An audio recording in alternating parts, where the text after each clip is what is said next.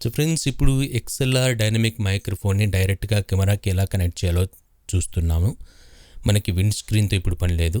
So wind screen నేను తీసేస్తున్నాను. ఇది డైనమిక్ మైక్రోఫోన్. ఈ డైనమిక్ మైక్రోఫోన్ కెమెరాకి కనెక్ట్ చేయడానికి మనకు ఒక కేబుల్ కావాలి. ఈ కేబుల్ వచ్చేసి XLR to TRS cable.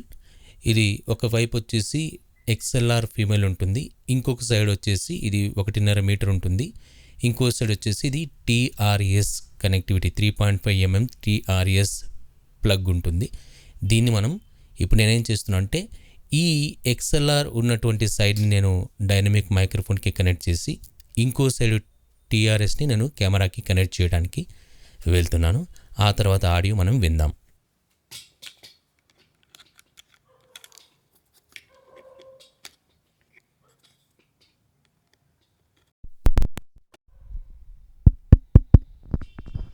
So friends, ఇప్పుడు మీరు వింటున్న ఆడియో వచ్చేసి డైరెక్ట్గా ఇది ఈ డైనమిక్ మైక్రోఫోన్ నుంచి కనెక్ట్ చేశాను కెమెరాకి. సో డైరెక్ట్గా రికార్డ్ అవుతుంది. దీంట్లో మనకి బెనిఫిట్ ఏంటంటే ఎలాంటి సింక్రనైజేషన్ చేయాల్సిన అవసరం లేదు, ఆడియో వీడియో సింకింగ్ చేయాల్సిన అవసరం లేదు. సో ఈ కనెక్టివిటీ ఎలా చేశానంటే డైరెక్ట్గా నేను సింపుల్గా ఎలాంటి ఆడియో ఇంటర్ఫేస్ లేదు, ఆడియో రికార్డర్ లేదు, దాని తర్వాత ఎలాంటి ఫ్యాంటమ్ పవర్ లేదు, ఏమీ లేదు. డైరెక్ట్గా ఇప్పుడు చూపించినటువంటి కేబుల్తో XLR TRS కేబుల్తో డైరెక్ట్గా నేను ఈ డైనమిక్ మైక్రోఫోన్ నుంచి ఈ కెమెరాకి కనెక్ట్ అయితే చేసేసాను. ఓకే, సో ఆడియో మీరు వింటున్నారు, ఆడియో క్వాలిటీ. సో దీనికి నేను ఎలాంటి విండ్ స్క్రీన్ కూడా యూజ్ చేయట్లేదు, మామూలుగా యూజ్ చేస్తున్నాను. విండ్ స్క్రీన్ ఒకవేళ అవసరమైతే యూజ్ చేయొచ్చు.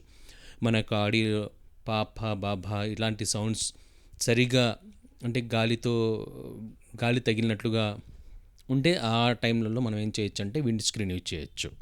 సో ఇది విండ్ స్క్రీన్.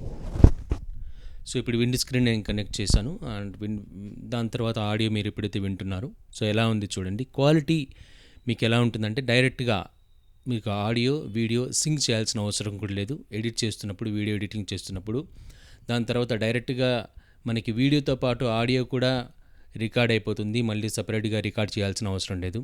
అయితే దీంతో మనకి అడ్వాంటేజ్ ఏంటంటే ఎలాంటి ఆడియో ఇంటర్ఫేస్తో పని లేదు. XLR మైక్రోఫోన్ అయినా కూడా ఆడియో ఇంటర్ఫేస్తో పని లేదు.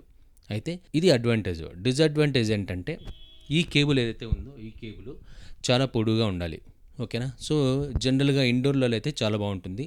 మామూలుగా ఏదైనా ప్రోగ్రామ్స్లో అయితే మిక్సర్ కానీ ఆడియో ఇంటర్ఫేస్ కానీ యూజ్ చేస్తారు. అయితే ఇండోర్లో మనకి మిక్సర్ ఆడియో ఇంటర్ఫేస్ యూజ్ చేయాల్సిన అవసరం లేదు.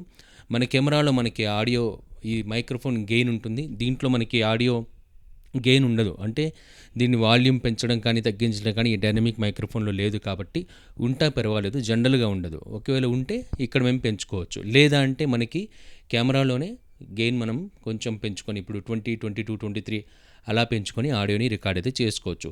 తర్వాత మనకి ఇంకా తక్కువగా ఉందంటే ఇంకా కొంచెం పెంచుకోవచ్చు. లేదా నాయిస్ ఒకవేళ రికార్డ్ అవుతుందంటే మీరు ఎడిటింగ్లో దాంట్లో కావాలంటే కొంచెం వాల్యూమ్ కానీ పెంచుకోవచ్చు. లేకపోతే ఒకవేళ బాగా క్లియర్గా రికార్డ్ అవుతూ ఉంటే ఇంకా ఏ రకమైనటువంటి ఎడిటింగ్ కూడా అవసరం లేదు. వీడియోతో పాటు ఆడియో కూడా రికార్డ్ అవుతుంది. ఇంటర్నల్గా మనం ఇండోర్లో మనం ఏదైనా యూట్యూబ్కి సంబంధించిన కంటెంట్ క్రియేషన్ ఏదైనా చేసుకుంటున్నప్పుడు ఇలాంటి కనెక్షన్ అయితే చాలా ఈజీగా ఉంటుంది. చాలా వరకు మైక్రోఫోన్తో పాటు ఇలాంటి కేబుల్స్ వస్తాయి. లేదంటే నేను లింక్ పెడతాను మీకు అమెజాన్కి సంబంధించి, మీరు దాంట్లో కొనుక్కోవచ్చు.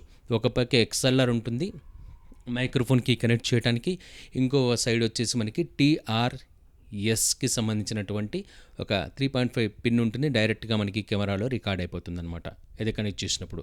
లేదా కెమెరా లేదు నా దగ్గర, మొబైల్ ఫోన్ ఉందంటే మొబైల్ ఫోన్కి కూడా కనెక్ట్ చేసుకోవచ్చు. ఒకవేళ మన దగ్గర ఈ మైక్రోఫోన్ డైనమిక్ మైక్రోఫోన్ కాకుండా కండెన్సర్ మైక్రోఫోన్ అయితే దానికి మనకి 48V ఫ్యాంటమ్ పవర్ అవసరం అవుతుంది. అలాంటప్పుడు ఈ కనెక్షన్ పనికిరాదు. దానికి సంబంధించిన వీడియో మీకు కావాలంటే నేను తర్వాత వీడియో ప్రొడ్యూస్ చేస్తాను. ఓకే, సో మంచి వీడియోతో మళ్ళీ కలుస్తాం. నమస్తే.